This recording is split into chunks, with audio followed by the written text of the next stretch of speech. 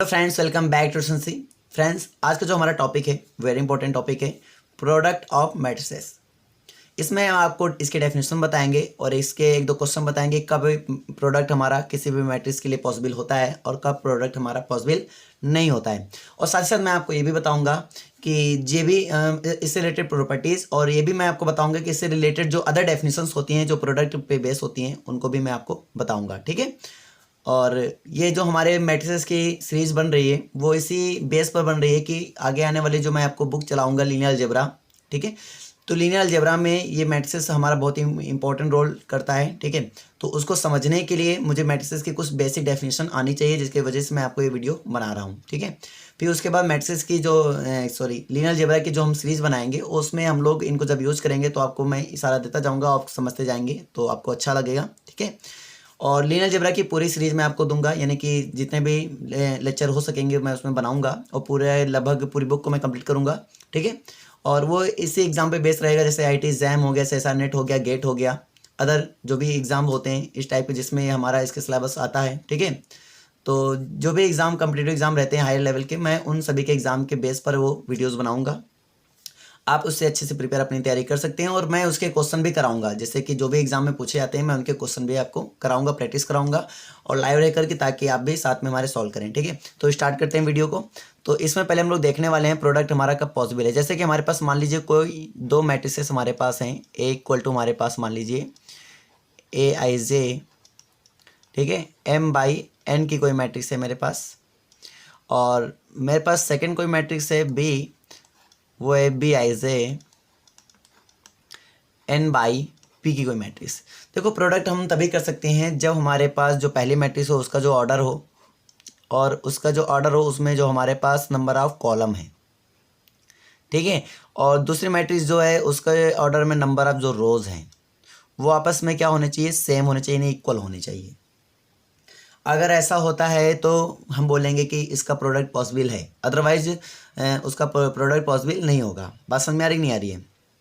तो प्रोडक्ट कैसे करेंगे उसके लिए मैं आपको बताऊंगा। अभी फिलहाल के लिए मैं आपको बता दूं कि मैं क्या क्या समझा रहा हूं। मैं आपको क्या बताना चाहता हूं। मैं आपको ये बता रहा हूं कि मेरे पास कोई मान लीजिए ए मैट्रिक्स है, ये मान लीजिए कोई ए मैट्रिक्स है जिसके पास 3 रोज एंड 2 कॉलम्स है, मेरे पास 3 रोज एंड 2 कॉलम्स, ठीक है। तो अदर जो मैट्रिक्स होगा ना उसके जो नंबर ऑफ रोज होंगे वो पक्की बात है कि 2 ही होंगे। कॉलम कुछ भी हो लेकिन नंबर ऑफ जो रोज होंगे ना वो कितने होंगे, 2 होंगे। बात समझ में आ रही है? तो 1 2, और कॉलम कुछ भी हम रख दें, यानी कि कॉलम को कोई मैटर नहीं करता, लेकिन पहली बात मैटर करता है कि जो रोज़ होंगे, जो इसका एंड पॉइंट होता है वो इसका स्टार्टिंग, मतलब यहाँ पे जब हम ऑर्डर की बात करेंगे तो ये हमारे पास जैसे 2 रोज़ हैं तो इधर हमारे पास कॉलम कितने होंगे, सॉरी, इसके पास 2 कॉलम्स हैं तो हमारे पास इधर रोज़ कितने होंगे, 2 ही रोज़ होंगे, ठीक है। और कॉलम मेरा कुछ भी हो सकता है, जैसे मैंने यहाँ पे कितने कॉलम ले लिए, 1 2 3 4 5, ठीक है। तो यहाँ पे 5 कॉलम ले लिए। तो यहाँ पे आप देख पा रहे हैं, ठीक है। तो प्रोडक्ट करने के बाद जो ऑर्डर बनेगा मैट्रिक्स का वो क्या होना चाहिए, क्या होना चाहिए, सेम होनी चाहिए पहली बात, तभी हम बोलेंगे मैट्रिक्स पॉसिबल है, अदरवाइज नहीं पॉसिबल है, ठीक है। तो आपने यहाँ पे देखा कि यहाँ पे ये मैट्रिक्स हो गया, दूसरी मैट्रिक्स मान लिया ये हो गया। तो प्रोडक्ट करने के बाद जो मैट्रिक्स बनेगा उसका ऑर्डर क्या होगा, वो हो जाएगा 3/5 ऑर्डर का। 3/5 ऑर्डर का हमारी मैट्रिक्स बनेगी, ठीक है, जैसा कि आप अभी देख पा रहे हैं। तो इसको मैं आपको एग्जाम्पल द्वारा आपको समझाऊंगा, ठीक है। मान लीजिए मेरे पास कोई मैट्रिक्स है, ये मेरे पास कोई फर्स्ट मैट्रिक्स है A11, ठीक है, A12, A21, A22 and A31, A32। ये कोई फर्स्ट मैट्रिक्स है, ए मान लीजिए इसको, ठीक है। ऐसे कोई हम लोग सेकंड मैट्रिक्स भी ले लेते हैं, मान लीजिए हम आपको दे रहे हैं ऐसे ही,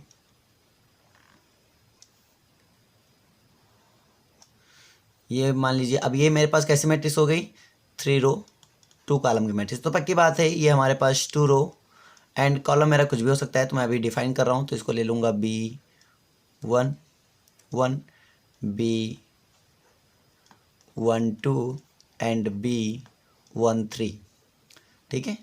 इसी टाइप से यहाँ पे हो जाएगा B21, B22 एंड B33, इसी टाइप से यहाँ हो जाएगा, ठीक है, B31, सॉरी 2 ही रो होने चाहिए मेरे पास। यहाँ पे हम लोग तीसरा रो नहीं ले सकते हैं। रीजन समझ में आ गया होगा, नहीं पॉसिबल नहीं होगा फिर मैट्रिक्स, सॉरी प्रोडक्ट इसका पॉसिबल नहीं होगा, तो मैं इसको तीसरा नहीं ले सकता। ठीक है, तो यहाँ पे हमने देखा कि जो नंबर ऑफ रोज रहेंगे वो कितने रहेंगे 2, कॉलम मैंने कितने लिए 3, तो यानी ये जो मैट्रिक्स हो गया 2/3 के हो गया। ठीक है, तो ए मेरे पास हो गया बी में, तो यहाँ पे आप देखेंगे जो मैट्रिक्स आएगा वो कितने ऑर्डर का आएगा, वो आएगा 3/3 के ऑर्डर का आएगा, राइट। तो जो सी मैट्रिक्स आएगा मतलब A dot B equal to मान लेते हैं, A dot B equal to मान लेते हैं कोई मैट्रिक्स आएगा वो आएगा सी। ठीक है, तो ए और डॉट बी कैसे होगा, तो हम ए डॉट बी ऐसे करेंगे, जैसे मान लो सी मैट्रिक्स हमारे पास कुछ इस टाइप से आएगी, जो आने वाली मैट्रिक्स है 3/3 की, वो मान लिया इस टाइप से आ रही है, 3/3 की मैट्रिक्स कुछ इस टाइप से आ रही है। ठीक है, वो कैसे आ रही है, मान लीजिए C11, C12, C13 and C21, C22, C33 and C31, sorry C33 नहीं होगा, यहाँ पे 23 होगा। ठीक है, तो ये मेरा हो जाएगा 23 और ये हो जाएगा 31 एंड C32 एंड C33। ठीक है, तो ये मेरे पास मैट्रिक्स हो जाएगी। अब इसमें ये जो C11 वो कैसे आएगा मैं आपको ये समझाता हूँ। जो C11 देखो, ये पहला रो को डिनोट करता है 1 और ये पहला कॉलम को, यानी पहला रो पहला कॉलम। तो पहला जो रो यानी कि इस वाले प्लेसमेंट को, रो के प्लेसमेंट को देगा मैट्रिक्स ए एंड बी के प्लेसमेंट को देगा मैट्रिक्स बी। ठीक है, कॉलम के प्लेसमेंट को। ठीक है, तो हमने कहा रो के प्लेसमेंट को कौन देगा, मैट्रिक्स ए। मतलब पहला रो उठाना है तो ए के पहला रो उठा लो, तो पहला रो यहाँ पे इसका क्या होगा A11, मैं उठाता हूँ पहला रो A11, A12, और फिर क्या बात आई, इसके पहला कॉलम आया है, पहला कॉलम कौन देगा, बी मैट्रिक्स देगा मेरा, तो बी मैट्रिक्स का पहला कॉलम उठा लो। इसका पहला कॉलम हमारे पास क्या होगा, उसका पहला कॉलम मेरे पास हो जाएगा B11 एंड B21। ठीक है, अब इसका हमें मल्टीप्लाई कराना है, तो ये हमें क्या मिल जाएगा, इसका मुझे मिल जाएगा C11 मिलेगा। तो C11 कैसे मिलेगा, तो मैं आपको बता रहा हूँ, ध्यान देना। ठीक है, तो आप इसका फर्स्ट एलिमेंट को फर्स्ट एलिमेंट के साथ एंड सेकंड एलिमेंट को सेकंड एलिमेंट के साथ क्या कराएंगे, मल्टीप्लाई कराएंगे। तो ये हो जाएगा मेरे पास क्या, ये हो जाएगा A11 B11, ठीक है, प्लस ये हो जाएगा मेरे पास A12 B21, इस टाइप से। सिमिलर हम लोग निकाल सकते हैं यहाँ पे C12 मतलब पहला रो मेरे पास क्या है, तो पहला रो मेरे पास वही है, पहला रो मेरे पास है A11 और A12। रो उठाएंगे मैट्रिक्स ए से और कॉलम उठाएंगे मैट्रिक्स बी से, ये बात याद रखना। ठीक है, तो यहाँ पे ये हो गया, और मेरे पास कॉलम मेरे पास कितना है, कॉलम आप देख सकते हैं, कॉलम मेरे पास कौन सा सेकंड चल रहा है, तो सेकंड कॉलम मेरे पास है B12 एंड B22। ठीक है, सेकंड कॉलम मैंने उठा लिया। अब इसका मल्टीप्लाई तो वही रूल होता है, फर्स्ट एलिमेंट को फर्स्ट एलिमेंट से, सेकंड एलिमेंट को सेकंड एलिमेंट के साथ मल्टीप्लाई करा देंगे, तो ये हो जाएगा मेरे पास A11 B12, ठीक है, प्लस A12 B22। तो इस टाइप से एंड सो ऑन आप इस टाइप से करते हुए चले जाएंगे। ठीक है, तो सभी के आपको एलिमेंट्स फाइंड हो जाएंगे, चाहे आप C11 निकालें या C12 निकालें, चाहे C13 निकाल लें या C22 निकाल लें, जैसे C32। अब चलो मान लो C32 हमें निकालना है। ठीक है, एक और मैं आपको बता देता हूँ, मान लो C32 हमें निकालना है, तो C32 का मतलब ये हुआ कि भाई आपको तीसरा रो, तो जो तीसरा रो मुझे चाहिए वो ए देगा, और कॉलम जो चाहिए हमें वो कौन देगा, वो बी देगा। तो कॉलम हमें बी और तीसरा रो मतलब ये, तो मतलब मेरे पास हो जाएगा A31, ठीक है, और A32 ये हो गया। और कॉलम मुझे कौन देगा, कॉलम मुझे दे देगा बी मेरा, बी मेरा कॉलम देगा, तो कॉलम मेरे पास क्या होगा B12 एंड B22, और इसको मिला के जो मिलेगा, तो अभी जैसे फर्स्ट एलिमेंट को फर्स्ट एलिमेंट के साथ एंड सेकंड एलिमेंट को सेकंड एलिमेंट के साथ मल्टीप्लाई करा लेंगे तो हमें मिल जाएगा। तो ये जनरल मैंने आपको बताया, इसी टाइप से हमें सभी एलिमेंट्स फाइंड हो जाएंगे इसके। ठीक है, सीखे, तो ये हमारा क्या हो जाएगा, इसका प्रोडक्ट हो जाएगा। तो आई थिंक आपको समझ में आया। और ऑर्डर भी देखते, मतलब किसी भी मैट्रिक्स को हम देख के बता सकते हैं कि इसका जो प्रोडक्ट होगा उसका, जो प्रोडक्ट मैट्रिक्स होगा उसका क्या ऑर्डर होगा। ये भी हम बता सकते हैं मैट्रिक्स का मतलब पॉसिबल है ये प्रोडक्ट कि नहीं है, ये भी हम आराम से देख के बता सकते हैं, ठीक है। तो कब पॉसिबल होगा मैंने आपको ये भी समझाया। तो अभी एक मैट्रिक्स का एग्जांपल लेंगे और आपको ये बताना होगा कि इस मैट्रिक्स का प्रोडक्ट पॉसिबल होगा कि नहीं होगा। जैसे कि मैं आपको एक एग्जाम्पल देता हूँ। जैसे मान लीजिए मैंने आपको दिया H इक्वल टू, ठीक है, ये मैट्रिक्स मैंने मान लो दे दिया 1 2 3 0 1 2 3 -1 0 1 एंड 2 3 4। मान लो ये मैट्रिक्स मैंने आपको दे दिया। ये मेरे पास 3/3 की मैट्रिक्स है। और बी मान लो कोई मेरे पास मैट्रिक्स इस टाइप की है। बी मैंने मैट्रिक्स ले लिया, वो ले लिया मैंने 1 2, ठीक है, 1 2 -1 3 एंड 4 2 1 0 एंड 0 2 1 6। हमने कहा ए बी पॉसिबल है या नहीं, आपको ये बताना है ए बी पॉसिबल है या नहीं, ये बताना है। और साथ में ये भी बताना है कि बी ए पॉसिबल है या नहीं। मतलब आपको चेक करना है कि ए बी पॉसिबल है या नहीं, या बी ए पॉसिबल है या नहीं, ठीक है। तो हम देख सकते हैं कि मैट्रिक्स मेरे पास किस टाइप ऑर्डर की है। पहली मैट्रिक्स मेरे पास है 3/3 ऑर्डर की, दूसरी मैट्रिक्स मेरे पास कितनी ऑर्डर की है, 3/4 ऑर्डर की है। तो आप देखें ए बी मतलब ए का ऑर्डर पहले लिखो 3/3 और बी का ऑर्डर लिखो फिर बाद में 3/4। अब चेक करो कि ये अंदर से सेम है या नहीं। तो आप देख सकते हैं ये दोनों सेम है। क्या है, ये मेरा सेम है, तो पक्की बात है पॉसिबल है। तो ए बी मेरा क्या होगा, पॉसिबल होगा, ठीक है। ए बी मेरा पॉसिबल हो गया। आप इसी टाइप से चेक करें हमारा बी ए मतलब नेक्स्ट वाला। तो नेक्स्ट वाले में आप देख पा रहे हैं कि बी ए मतलब बी का ऑर्डर कितना है, 3/4 है, और इसका ऑर्डर कितना है मेरे पास, 3/3 है। तो आप 3/3। तो आप देख रहे हैं कि इसका ऑर्डर हमारा सेम नहीं है, इसका ऑर्डर सेम नहीं है, नॉट सेम।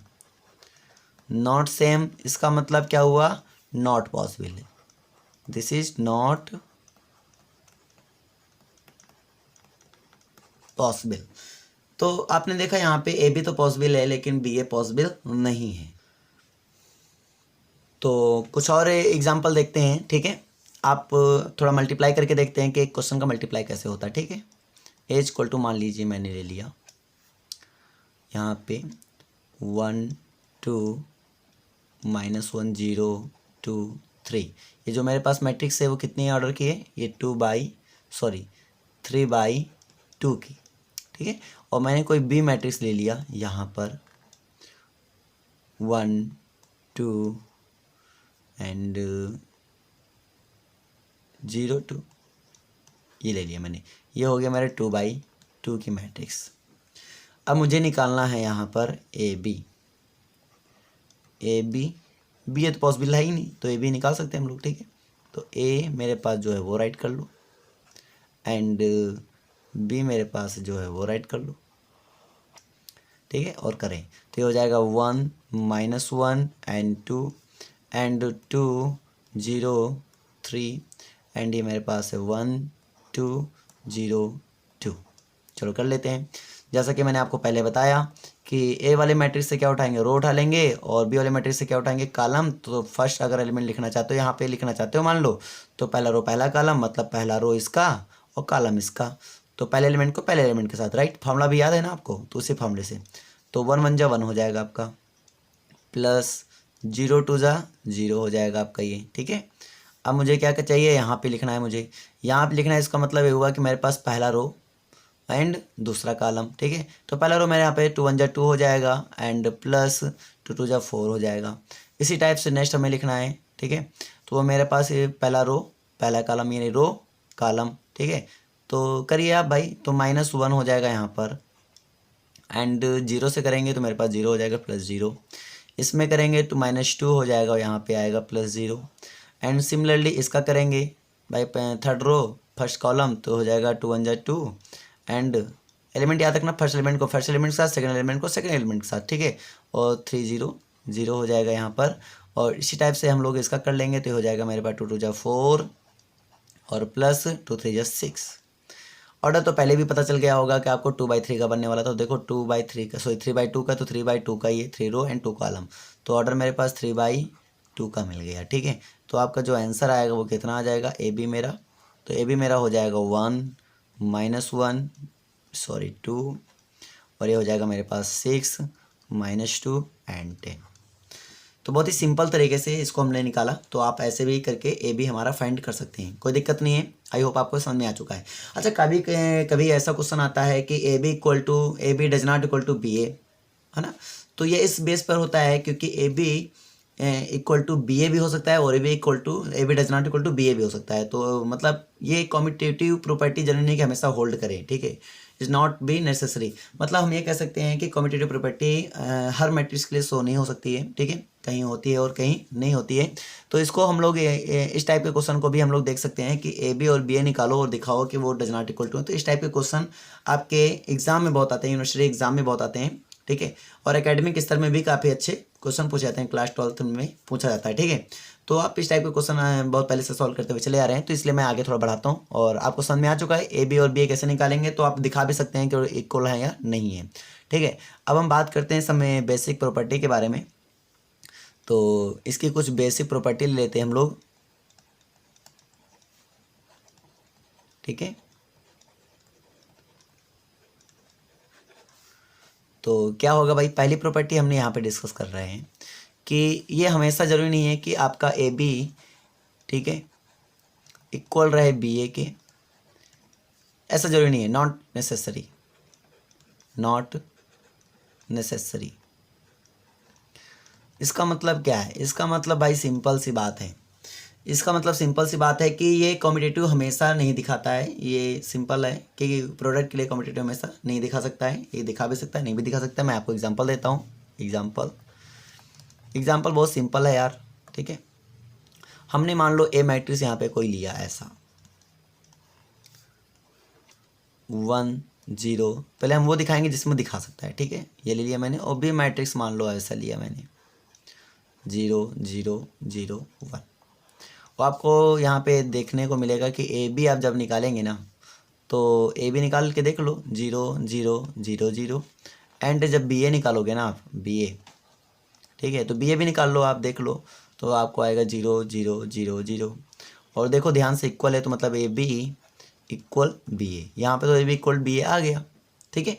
अब मैं एक ऐसा एग्जाम्पल ले रहा हूँ जिसमें नहीं आएगा, तो आपको ए इक्वल टू मैं आपको दिखा रहा हूँ, आप ले लीजिए 1 2 3 4, ठीक है, एंड बी इक्वल टू आप कुछ भी ले लीजिए, मान लीजिए हमने ले लिया -1 2 0 1, ठीक है। तो आप पहले ए बी निकाल लें, तो ए बी आप निकाल लेते हैं, चलो ए बी निकाल लेते हैं, ये आएगा -1 और ये आपका आ जाएगा 4, ठीक है, ये आपका आ जाएगा -3 और ये आपका आ जाएगा 3 2 6 6 4 10, ये आ गया, ए बी आ गया। चलो हम बी ए निकाल लेते हैं, ठीक है। बी ए में पहले बी वाले को पहले लिख लेंगे, तो बी वाला मेरा कितना है -1 2 0 1, एंड ए को लिख लेते हैं, ए मेरे पास है 1 2 3 4। अब इसका कर लेते हैं सिंपल प्रोडक्ट, ठीक है। तो क्या देगा, ये मेरा देगा -2 3 2 6 6 में 1 जाएगा, 3 2 6 6 में 1 जाएगा, तो आ जाएगा मेरा 5, ठीक है। और ये मेरा दे देगा 4 2 8 8 में 2 जाएगा 6 आ जाएगा यहाँ पे मेरे पास, और ये आ जाएगा मेरे पास 3, और यहाँ पे आ जाएगा मेरे पास 4। आप देख रहे हैं यहाँ पर ए बी मेरा इतना आया, तो यहाँ पे देखो बी ए मेरा इतना आया, तो क्या दोनों इक्वल हैं क्या, नहीं है। तो हम बोलेंगे A B does not equal to B A. तो ये भी आपने देखा, तो आपने देखा कि ज़रूरी नहीं है कि A B equal to B A रहे, है ना, हमेशा ऐसा ट्रू नहीं होता है, कभी कभी ऐसा होता है कि A B does not equal to B A भी हमारा होता है, और ठीक है। तो ये नेसेसरी है केस, नॉट बी मतलब कि नॉट बी नेसेसरी, मतलब ये जरूरी नहीं है कि हमेशा A B equal to B A रहेगा या B A equal to A B रहेगा, ठीक है, ऐसा कोई जरूरी नहीं है, हो भी सकता है नहीं भी हो सकता है। तो इसके बारे में हमने देखा, पहली प्रॉपर्टी हमने देखा, ठीक है। अब दूसरी प्रॉपर्टी हम लोग देख लेते हैं, चलो दूसरी प्रॉपर्टी देख लेते हैं इसी बात पे। तो प्रॉपर्टी नंबर सेकंड प्रॉपर्टी हम लोग ये देखेंगे कि जैसे कि हम लोग नंबर में, अच्छा नंबर में हम लोग जानते हैं कि जैसे कोई 2 नंबर का मल्टीप्लाई ले लेते हैं, कोई 2 नंबर का मल्टीप्लाई मान लो 0 आया, तो हम पक्की बात कह देते थे कि इधर केस होता था ये तो ए इक्वल टू 0 होगा या फिर बी इक्वल टू 0 होगा। लेकिन अगर यार मैट्रिक्स के बारे में बात करते हैं, मैट्रिसेस के बारे में बात करते हैं कि अगर 2 मैट्रिसेस मेरे पास है, मान लो ए बी, ठीक है, और इक्वल टू जीरो मैट्रिक्स हमारे पास आ रही है, कोई नल मैट्रिक्स आ रही है, तो हम क्या ये ज़रूरी है कि हमारे पास ए मैट्रिक्स जीरो हो या फिर मेरे पास बी मैट्रिक्स जीरो हो? क्या ये ज़रूरी है कि ए मैट्रिक्स जीरो हो या बी मैट्रिक्स जीरो हो? ठीक है, ऐसा कोई ज़रूरी नहीं है भाई कि ए मैट्रिक्स में मतलब कि अगर उनका प्रोडक्ट जीरो हो रहा है तो इसका मतलब ये ज़रूरी नहीं है कि उसका मैट्रिक्स भी कोई ना कोई जीरो होगा। ठीक है, मैं आपको एग्जांपल देता हूँ तभी आपको समझ में आएगा। भाई ऐसा ज़रूरी नहीं है। नंबर में केस में तो हाँ हो सकता है कि अगर एक नंबर 2 है तो जीरो तभी आएगा जब यहाँ पे कोई जीरो से मल्टीप्लाई करेंगे, है ना। तो नंबर के केस में होता है कि हाँ इनमें से कोई एक जीरो रहा होगा तभी यहाँ पे उनका प्रोडक्ट क्या आया, जीरो आया। लेकिन ये मैट्रिक्स के केस में ऐसा नहीं होता है। ठीक है, मैट्रिक्स केस में ऐसा नहीं होता है। तो मैं आपको दिखाता हूँ कि मान लीजिए मेरे पास कोई ए मैट्रिक्स है, अभी मैंने आपको एग्जांपल भी बताया था 1 0 0 1, और बी मैट्रिक्स मेरे पास मान लीजिए कोई है, अभी मैंने ये एग्जांपल, चलो मैं आपको दिखाई देता हूँ। ये एग्जांपल आई थिंक अभी दिया था मैंने, ये भी जीरो ले लो। ठीक है, और ये मेरे पास हो जाएगा 0 0 0 1, और आप इसका प्रोडक्ट करिए ज़रा, आप ये भी निकालिए। ये भी निकालेंगे तो आपको मिलेगा 0 0 0 0। देखो ये भी नॉन जीरो मैट्रिक्स है, ये भी क्या है, नॉन जीरो है, बी भी क्या है, नॉन जीरो है। ठीक है, लेकिन ए भी क्या, मुझे तो क्या मिला, मुझे एक जीरो मैट्रिक्स मिल गया। तो हमने यहाँ से एक बात सीखा कि ऐसा जरूरी नहीं है भाई। नंबर के केस में तो होता है कि आइदर केस होता है कि तो ए इक्वल टू जीरो हो गया तो बी इक्वल टू जीरो हो गया, लेकिन मैट्रिक्स केस में ऐसा जरूरी नहीं है कि उन दोनों का प्रोडक्ट जीरो है। तो उसका मतलब ये नहीं है कि ए भी जीरो रहा हो या फिर बी भी जीरो रहा हो, है ना। हो भी सकता है, नहीं भी हो सकता है। अगर आप जीरो ले लेते हैं तो, अगर आप जीरो मैट्रिक्स ले लेते हैं तो हाँ पक्की बात है कि ये मल्टीप्लाई कराओगे, एक को जीरो ले लो, मतलब हम मान लो एक किसी एक को जीरो लेते हैं तो यार पक्की बात है कि वो तो जीरो मैट्रिक्स पक्की बात है बनेगा। जैसे कि मैं आपको दिखा पा रहा हूँ, रुक जाओ मैं एक कलर ले लूँ। ठीक है, तो भाई ए इक्वल टू जीरो हो सकता है। अगर ए इक्वल टू मान लो जीरो लिया तो जीरो इंटू बी करेंगे तो आपका जीरो आएगा, या फिर बी इंटू जीरो करेंगे तो भी आपका क्या आएगा, जीरो आएगा। ठीक है, तो ये कम्यूटेटिव प्रॉपर्टी भी फोल्ड मतलब आराम से कर देगा, कोई दिक्कत नहीं है। लेकिन अगर आप नहीं लेते हैं तो, दोनों जीरो नहीं लेते तो भी जीरो आ सकता है, ऐसा कोई ज़रूरी नहीं है। ठीक है ना, ये भी कोई नेसेसरी नहीं है। बस समझ में आ रही नहीं आ रही है? तो इतने केसेस मैं आपको बता रहा हूँ, थोड़ा ध्यान देते जाना। तो यहाँ पे सेकंड प्रॉपर्टी ये है कि अगर हमारे पास A B equal to zero है तो इसका मतलब नॉट बी नेसेसरी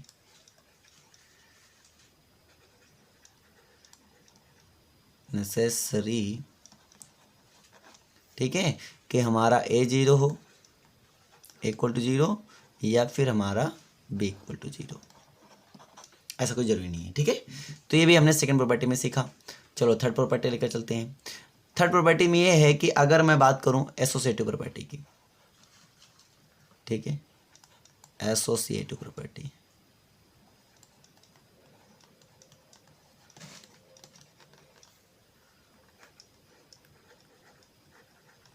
अच्छा एसोसिएटिव प्रॉपर्टी होल्ड करता है, लेकिन इसकी एक सिचुएशन है, होल्ड करने की भी एक कंडीशन है भाई, प्रोडक्ट पॉसिबल जरूर होना चाहिए। प्रोडक्ट पॉसिबल तभी होगा जब उनके ऑर्डर हम सही ढंग से लें, सही मायने में लें। ठीक है, तो एसोसिएटिव प्रॉपर्टी के लिए मान लीजिए मेरे पास कोई थ्री मैट्रिसेस हैं, जैसे ए बी सी इक्वल, यहाँ हो जाएगा ए बी सी। अब ये मान लो होल्ड हो रहा है, तो होल्ड हो रहा है तो वो एक ही बेस पे होगा। इफ़ मेरे ऑर्डर जो होने चाहिए ना, ये मान लो एसोसिएटिव प्रॉपर्टी होल्ड हुआ, लेकिन कैसे? पहली बात, ए मैट्रिक्स के मान लीजिए ऑर्डर है मेरे पास m/n, ठीक है, और बी मैट्रिक्स के मान लीजिए ऑर्डर है मेरे पास n/p, और सी मैट्रिक्स के मेरे पास ऑर्डर हैं p/q। अब हम चेक करते हैं भाई, तो ए भी पॉसिबल है या नहीं, ये देखो ए भी पॉसिबल है, बिल्कुल है, क्योंकि ये अंदर वाले सेम मिल रहे हैं। ठीक है, बी सी पॉसिबल है या नहीं, ये देखो बी सी पॉसिबल है, क्योंकि हाँ ये दोनों सेम मिल रहे हैं तो है पॉसिबल, देने की कोई दिक्कत नहीं, ये हमारा होल्ड करेगा। लेकिन अगर ऑर्डर ऐसा ना मिलता, ये दोनों सेम ना मिलते, तो फिर एसोसिएटिव प्रॉपर्टी हमारा होल्ड ना होता। आई थिंक आपको ये बात समझ में आ चुकी है। ठीक है, तो कोई दिक्कत तो नहीं है ना यहाँ तक। तो थर्ड प्रॉपर्टी मेरे पास था कि एसोसिएटिव प्रॉपर्टी भी हमारा ये होल्ड कर सकता है, होल्ड करता है। ठीक है, तो थर्ड प्रॉपर्टी ये था। चलो हम आपको आगे और लेकर चलते हैं। तो यहाँ तक क्लियर हो गया? ठीक है, अब यहाँ पे सिचुएशन ये है, मैं आपको दे रहा हूँ कि कुछ नई मैट्रिसेस के डेफिनेशन आएंगे यहाँ पर, जैसे नील पोटेंट हो गया, इनवोलेटरी हो गया। ठीक है, इनके बारे में जान लेते हैं।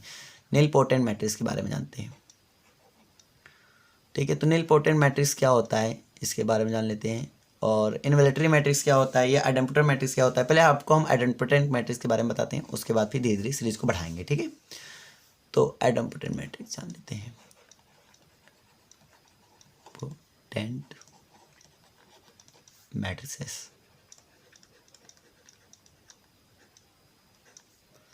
चलो इसके बारे में जानकारी ले लो भाई, ये क्या होता है। तो इसमें मैं आपको सिंपल सी डेफिनेशन बताना चाहूँगा कि अगर किसी भी मैट्रिक्स का आप प्रोडक्ट करते हैं, ठीक है, किसी भी मैट्रिक्स का प्रोडक्ट मतलब कुछ इस टाइप से करते हैं, जैसे कि यहाँ पे मैं बता रहा हूँ। मान लीजिए आपने किया ए स्क्वायर और आ गया आपका ए स्क्वायर आपने किया और आपको मिल गया ए, तो मैं कहूँगा कि वो मैट्रिक्स क्या होगा, आइडेम्पोटेंट मैट्रिक्स होगा, ठीक है। इस पे बेस मैं आपको कुछ क्वेश्चन दे रहा हूँ। एक क्वेश्चन क्या है, एक मान लो कि हाँ क्वेश्चन ही बोल सकते हो या फिर अपने अकॉर्डिंग तुम थ्योरम बोल सकते हो, ठीक है। आइडेम्पोटेंट मैट्रिक्स क्या होगा कि मान लो कोई स्क्वायर मैट्रिक्स दिया, पहली बात तो ये स्क्वायर मैट्रिक्स होना चाहिए, ठीक है। तो मान लीजिए कोई स्क्वायर मैट्रिक्स दिया क्या मेरे पास, स्क्वायर मैट्रिक्स, तो ए मान लीजिए ए क्या है, बी अ स्क्वायर मैट्रिक्स। अगर ये स्क्वायर मैट्रिक्स है तो आप क्या करें, इसका प्रोडक्ट करें, ए स्क्वायर करें और आपको क्या मिल जाए, ए मिल जाए, तो वी कैन से कि given matrix, given square matrix is called idempotent matrix. एक मैं इस पे बेस क्वेश्चन आपको बताता हूँ, क्वेश्चन आप लिख लो, ठीक है। तो आप इसको ले लो यार, 1001 करके देखो, ए स्क्वायर करो 1001 इंटू 1001, ठीक है। और आप करोगे तो क्या मिल जाएगा, 1001 इंटू, यानी कि ये क्या हो गया, ए। यानी आपने देखा कि अगर आप कोई आइडेंटिटी मैट्रिक्स की बात करते हैं तो पक्की बात है कि स्क्वायर मैट्रिक्स तो होता ही होता है, और पक्की बात है कि वो आइडेम्पोटेंट मैट्रिक्स भी हमारा होगा, ठीक है। आइडेम्पोटेंट मैट्रिक्स भी हमारा वो होगा। तो ये बात क्लियर हो गई ना, कोई दिक्कत तो है नहीं। चलो ठीक है, तो इसी बात पे हम लोग थोड़ा नेक्स्ट डेफिनेशन को आगे बढ़ाते हैं। एक हमारे पास क्वेश्चन है इसी बेस पे, इसको समझना है, ठीक है। क्वेश्चन क्या है, क्वेश्चन ये कहता है कि अगर A B equal to A हो and B A equal to B हो, ठीक है, समझना ध्यान से। A B equal to A हो and B A equal to B हो, देन यहाँ पे ये देखना है, शो करना है, मान लो देन सो दैट, हमें शो करना है कि ए एंड बी आर, ठीक है, आइडेम्पोटेंट मैट्रिक्स, ये मुझे शो करना है। चलो इसको देख लेते हैं कि ये क्या होगा भाई, ठीक है, सिंपल वे में सॉल्यूशन कर लेते हैं इसका। तो हमने कहा ए बी इक्वल टू ए है, आप यहाँ से देख सकते हैं कि मेरे पास, ठीक है, बी की वैल्यू क्या है, तो यहाँ से बी की वैल्यू देखो क्या है, बी ए, तो आप उसको पुट कर लो, यूज़ कर लो, क्योंकि वो गिवन है मेरा। तो यहाँ से हो जाएगा ए, सो इम्प्लाइज दैट ए, और यहाँ पे बी की वैल्यू मैं रखूँगा बी ए, ठीक है, इक्वल टू मेरे पास ए है, इसको और यूज़ करो। तो इसमें एसोसिएटिव प्रॉपर्टी लगा दो तो हो जाएगा मेरे पास, ठीक है, A B into A equal to A हो जाएगा।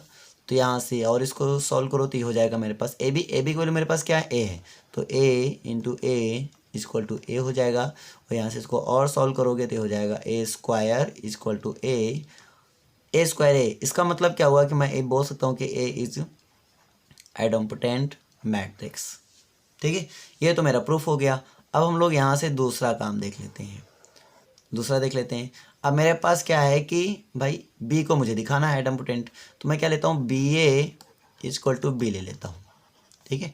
इसको सॉल्व करता हूँ तो यहाँ से आप देखें कि मैं ए को क्या लिख सकता हूँ, आप ए को लिख सकते हैं A B equal to B. A कहाँ से बी है भाई, यहाँ से देखो ए इक्वल टू क्या है, ए बी, यूज कर लो, ठीक है। तो ये हो जाएगा। और यहाँ से आप क्या लिख सकते हो, बाई एसोसिएटिव प्रॉपर्टी हो जाएगा मेरा B A into B equal to B.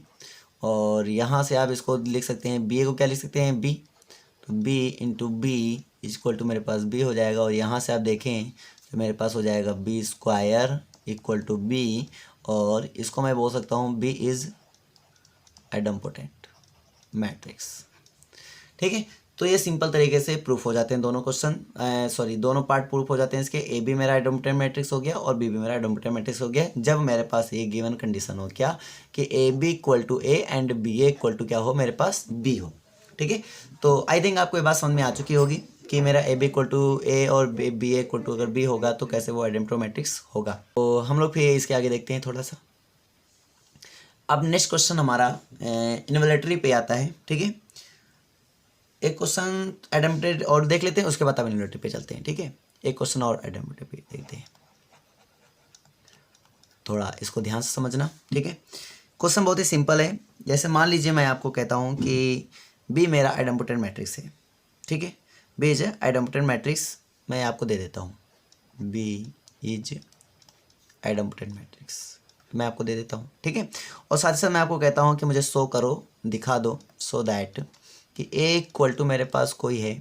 ठीक है, आई माइनस बी, और उसको आप क्या दिखा दो, आइडेंटिटी मैट्रिक्स दिखा दो, ये दिखा दो। और साथ ही साथ, ठीक है, साथ ही साथ आप एक चीज़ और प्रूव कर दो कि अगर मान लो बी मेरा आइडेंटिटी मैट्रिक्स है, ठीक है, तो अगर उसको ए के साथ क्या करा दिया जाए, प्रोडक्ट करा दिया जाए, यानी ए बी निकालो या फिर बी ए निकालो आप, तो वो क्या आना चाहिए, वो एक जीरो मैट्रिक्स आना चाहिए। आप ये भी प्रूव करो साथ ही साथ। ठीक है, चलो हम लोग दोनों केस को प्रूव करते हैं यहाँ पे बारी बारी। तो इसको पहले फर्स्ट वाले केस को देखते हैं।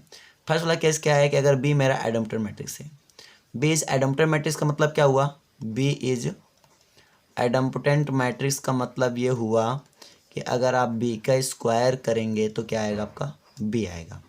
ठीक है, बी का स्क्वायर करेंगे तो आपका क्या आएगा, बी आएगा। तो इसका मतलब ये हुआ सिचुएशन को देखते हुए। तो अब मुझे जो प्रूव करना है, अगर मुझे प्रूव करना है कि ए इज आइडेंटिटी मैट्रिक्स, तो पक्की बात है आपको प्रूव करना है, we want to show that, we want to show that, हम लोग क्या प्रूव करना चाहते हैं, A is identity, A is identity matrix. इसका मतलब ये हुआ कि आपको प्रूव करना है A square equal to A prove करना है। ठीक है, हाउ, तो देखते हैं कैसे। तो यहाँ पे आप देखें गिवन मेरे पास क्या है, A equal to I minus B है मान लो, तो आप क्या करते हैं, ए स्क्वायर निकालते हैं। ए स्क्वायर इक्वल टू क्या हो जाएगा आपका, आई माइनस बी का होल स्क्वायर। ठीक है, एक फॉर्मूला आप लोगों ने बहुत पहले सीखा था कि मान लो कोई दो मैट्रिक्सेस मेरे पास हैं, ए माइनस बी का होल स्क्वायर, तो वो होता है मेरा ए स्क्वायर माइनस 2ab, ठीक है, और प्लस बी स्क्वायर। ठीक है, और ये मेरे पास फॉर्मूला था जहाँ पे मेरा ए और बी क्या था, स्क्वायर मैट्रिसेस था। ठीक है, सेम ऑर्डर का। तो आपने ये बात सीखी थी। ठीक है, तो उसको हम लोग यूज़ यहाँ पे करते हैं। तो यहाँ से आपका ये हो जाएगा, क्या हो जाएगा आपका, तो ये हो जाएगा A square is equal to आई का square minus 2i into B. ठीक है, और प्लस आपका क्या हो जाएगा, बी का स्क्वायर। तो यहाँ से आप देखें आइडेंटिटी मैट्रिक्स का स्क्वायर करो, चाहे क्यूब करो, चाहे पावर 4 करो, वो आइडेंटिटी मैट्रिक्स ही आता है। और माइनस आइडेंटिटी मैट्रिक्स किसी भी मैट्रिक्स का मल्टीप्लाई करो तो क्या होता है, वही मैट्रिक्स आता था, यानी कि 2b हो गया। और plus because b is identity matrix, इसलिए मैं बी स्क्वायर को क्या लिख सकता हूँ, बी लिख सकता हूँ, तो यहाँ पे आ जाएगा b। तो आप यहाँ से यूज़ कर लेंगे तो हो जाएगा i माइनस बी, और यहाँ से आपका आ जाएगा i माइनस बी को मैं बोल रहा हूँ a, तो यहाँ पे हो जाएगा आपका a। यानी हम लोगों ने ये बात प्रूव कर लिया है कि ए स्क्वायर इज इक्वल टू ए। एक बात तो प्रूफ हो गया कि ए स्क्वायर इज इक्वल टू ए। ठीक है, अब सेकंड बात मेरे लिए प्रूव करना है कि भाई सेकंड टारगेट मेरे पास क्या है कि ए बी इक्वल टू आपको दिखाना है 0। चलो इसको देख लेते हैं ये कैसे होगा, A B equal to 0 and B A equal to 0। ठीक है, इसको देख लेते हैं। ए बी, तो ए की वैल्यू आपके पास है आई माइनस बी, तो ए बी देखना है। चलो इसको दिखाता हूँ मैं आपको। चलो a इंटू बी, तो a की वैल्यू मेरे पास यहाँ पे क्या हो जाएगी, i माइनस बी। ठीक है, और इंटू मेरे पास b है, तो इंटू में आप b लिख लें, और यहाँ से इसका प्रोडक्ट कराएंगे तो हो जाएगा मेरे पास i के साथ किसी भी नंबर के, मतलब बताया था मैंने, मैट्रिक्स के साथ मल्टीप्लाई कराओ वही आता है, और माइनस b। ठीक है, और b इंटू बी करेंगे तो क्या हो जाएगा, बी स्क्वायर। ये बस मल्टीप्लाई करने का रूल होता है कि सेम ऑर्डर, तो सेम ऑर्डर वैसे भी है भाई, आई के साथ वो सब्ट्रैक्ट हो रहा है तो मतलब सेम ऑर्डर तो रहा ही होगा, सिंपल सी बात है यार। ठीक है, लॉजिक है। तो यहाँ पर क्या होगा कि मेरा ये हो जाएगा b, और माइनस बी स्क्वायर का मतलब होता है क्या, b होता है, और b माइनस बी का मतलब होता है 0। ठीक है। तो ए बी इक्वल टू हमारा क्या आ गया 0। जैसे कि मैंने ए बी इक्वल टू 0 दिखाया है, आप वैसे यहाँ पे बी ए इक्वल टू 0 दिखा सकते हैं। ठीक है, तो यह वैसे यहाँ पे बी ए इक्वल टू भी 0 दिखा सकते हैं। मैं आपको दिखाता हूँ भाई। तो यहाँ पे क्या हो जाएगा, बी ए ले लिया मैंने इक्वल टू, ठीक है, बी ए, तो यहाँ पे ए की वैल्यू फिर रख दिया हमने, तो यहाँ से हो जाएगा बी इंटू ए की वैल्यू है आई माइनस बी, और इक्वल टू लगाते जाइए आप भाई। तो यहाँ से आ जाएगा आपका बी से मल्टीप्लाई करा दो बी माइनस बी स्क्वायर, और बी स्क्वायर की मेरे पास क्या होती है, तो बी माइनस बी स्क्वायर की वैल्यू होती है बी, और ये इक्वल टू आ गया मेरे पास 0। तो आपने देखा A B equal to B A equal to 0 हमारे पास सिंपली तरीके से आ चुका है। तो ये तभी हो सकता है कि जब मेरा बी कैसा हो, आइडेम्पटर मैट्रिक्स हो, और साथ ही साथ क्या हो कि ए इक्वल टू क्या हो, आई माइनस बी। तो हम कह सकते हैं कि वो भी मेरा आइडेम्पटर मैट्रिक्स होगा, और साथ ही साथ उसका ए बी और बी ए करोगे तो 0 मैट्रिक्स आएगा, यानी नल मैट्रिक्स। कोई दिक्कत तो नहीं है ना, समझ में आ गई ना। तो ये हमारा था ये आइडेम्पटर मैट्रिक्स से रिलेटेड हमारे पास सिंपल क्वेश्चन। ठीक है, अब हम लोग जो क्वेश्चन उठाने वाले हैं वो इन्वोल्यूटरी मैट्रिक्स से होगा। तो इन्वोल्यूटरी मैट्रिक्स देख लो, इसको क्या होता है, इन्वोल्यूटरी मैट्रिक्स।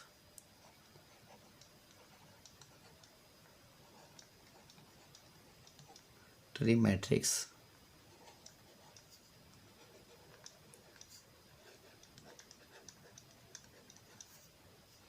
चलो इसको देख लेते हैं। ठीक है, बहुत ही सिंपल टॉपिक उठाना है और अच्छे से डिस्कस करना है, तभी आपको मज़ा आएगा। ठीक है, डिस्कस ये इसमें कुछ खास पॉइंट नहीं है खैर, लेकिन आपको ये ध्यान देना है कि जब भी आप किसी मैट्रिक्स का स्क्वायर करें, ठीक है, स्क्वायर मैट्रिक्स का अगर आप स्क्वायर करें और वो अगर आई आ जाए, आइडेंटिटी मैट्रिक्स आ जाए, तो वी कैन से कि गिवन मैट्रिक्स कैसा होगा, गिवन स्क्वायर मैट्रिक्स। ठीक है, कैसा होगा, इन्वोल्यूटरी मैट्रिक्स होगा।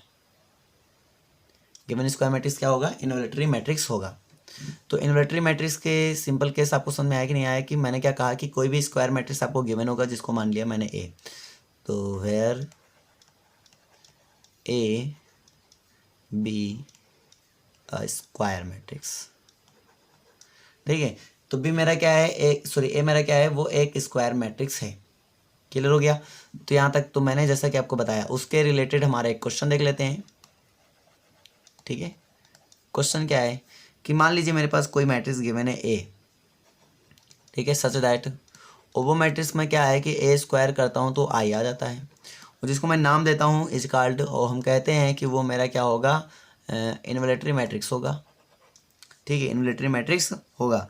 तो आप ये शो करो कि ये इन्वोल्यूटरी मैट्रिक्स होगा। ठीक है, तो यहाँ पे क्या करना है, शो करना है कि A is involutory, A is involutory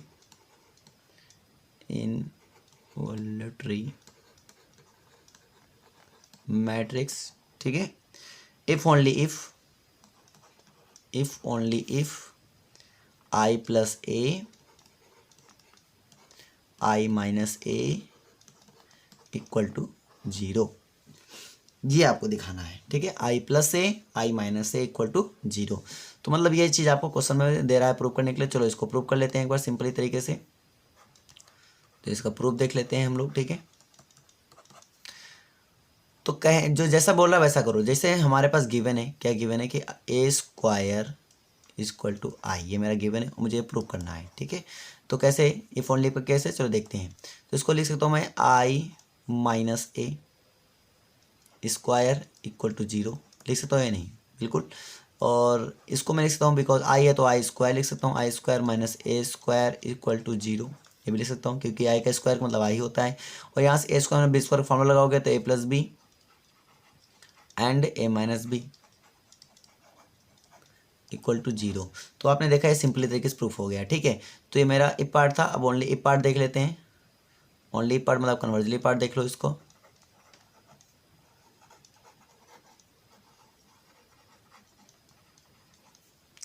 तो इसका कन्वर्जली पार्ट क्या कहता है भाई कि आप आई प्लस ए और आई माइनस ए को लेकर चलें इक्वल टू 0 को, और आप ए स्क्वायर इक्वल टू आई दिखा दें। ठीक है, तो ये क्या होगा, तो ये हो जाएगा मेरा I square and minus A square equal to 0। ऐसे डायरेक्टली ना लें तो आपको मल्टीप्लाई कर लें, सिंपल भाई। डायरेक्टली ना लेंगे तो मल्टीप्लाई कर लो, क्या दिक्कत है। तो चलो मल्टीप्लाई कर लेते हैं भाई। तो ये हो जाएगा आई स्क्वायर प्लस ए इंटू आई माइनस आई इंटू ए प्लस सॉरी माइनस यहाँ पे हो जाएगा ए स्क्वायर इक्वल टू 0। ठीक है, इतना क्लियर हो गया। चलो यहाँ से आके देख लो, तो हो जाएगा आई स्क्वायर का मतलब होता है आई, ए प्लस आई का मतलब होता है ए इंटू आई का मतलब होता है ए, और आई इंटू ए का मतलब होता है ए, और माइनस ए स्क्वायर का मतलब होता है, सॉरी ए स्क्वायर रहने दो इसको, कोई मतलब नहीं लिखो। ठीक है, यहाँ पे ए से ए मेरा कैंसिल हो जाएगा और यहाँ से आपका सिंपल आंसर आ जाएगा A square is equal to I, A square equal to I. तो आपने देखा यहाँ पे सिंपल तरीके से क्वेश्चन प्रूफ हो रहा है। ठीक है, आपने भाई इफ़ ओनली का पार्ट था इसलिए मुझे दोनों पार्ट प्रूव करने पड़े। तो इन्वर्टरी केस में भी आप लोग आराम से क्वेश्चन को सॉल्व कर सकते हैं, और जैसा कि आप देख पा रहे हैं आराम से सॉल्व भी हुआ है। ठीक है, अब हम लोग नेक्स्ट प्रॉपर्टी देखने वाले हैं नीलपोटेंट मैट्रिक्स, और इसके बारे में जानकारी लेते हैं। ठीक है, नीलपोटेंट मैट्रिक्स, सॉरी नीलपोटेंट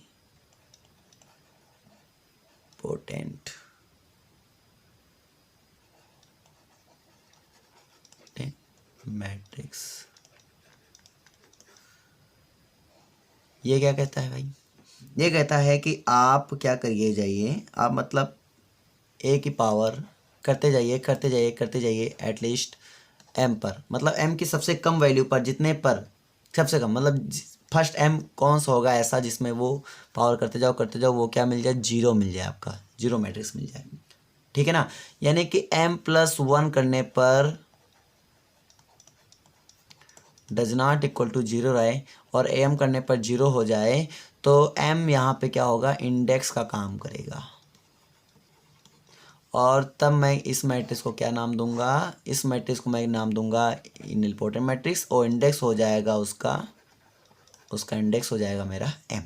ठीक है, तो ये मेरा डेफिनेशन है। बात समझ में आई कि नहीं आई?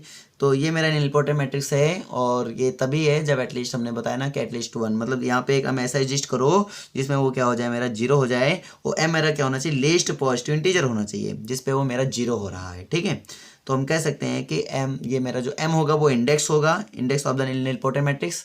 एम क्या होगा, मेरा index of the nilpotent matrix, और ये मैट्रिक्स मेरा नीलपोटेंट मैट्रिक्स कहलाएगी। बात समझ में आई कि नहीं आई? ठीक है, एक एग्जांपल देता हूं मैं तुम्हें, तो क्वेश्चन आपको क्लियर हो जाएगा।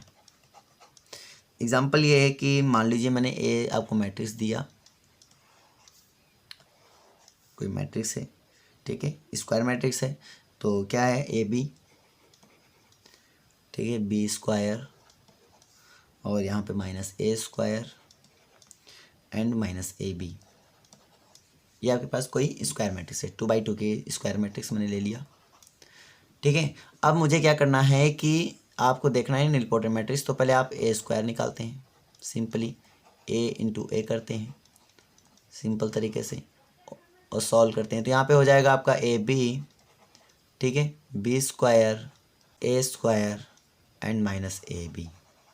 ठीक है, मेरे पास ये मैट्रिक्स है, और दूसरी मैट्रिक्स मेरे पास यही मैट्रिक्स है, तो हम इसको लिख रहे हैं, तो यहाँ पे हो जाएगा मेरे पास दूसरी मैट्रिक्स, मेरे पास क्या है, वो है मेरे पास A B square minus A square and minus A B.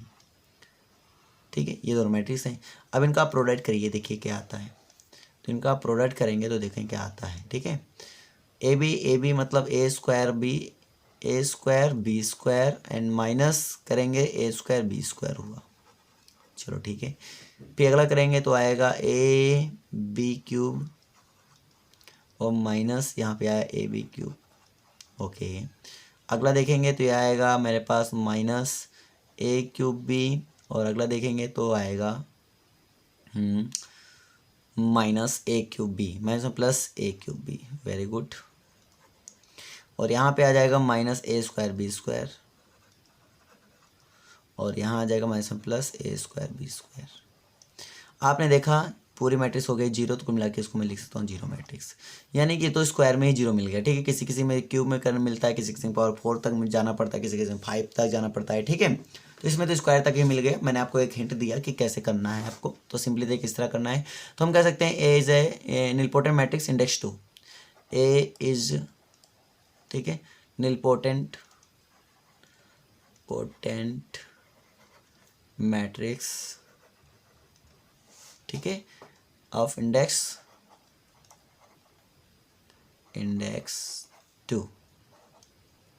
ये इसका आंसर हो जाए। किसी किसी में इंडेक्स 3 तक जाना पड़ता है, किसी किसी में इंडेक्स 4 तक जाना पड़ता है, किसी किसी इंडेक्स मतलब आगे इस तरह करते जाते हैं। ठीक है, तो आई थिंक आपको इन्वॉल्यूटरी मैट्रिक्स भी समझ में आया होगा। ठीक है, तो ये सारी बातें क्लियर हो चुकी हैं और हम लोगों ने प्रोडक्ट ऑफ मैट्रिसेस को बहुत अच्छे से क्लियर कर लिया है। आई स्वेयर कि आप कर भी सकते हैं क्वेश्चन को। ठीक है, अच्छे तरीके से ट्राई भी कर सकते हैं।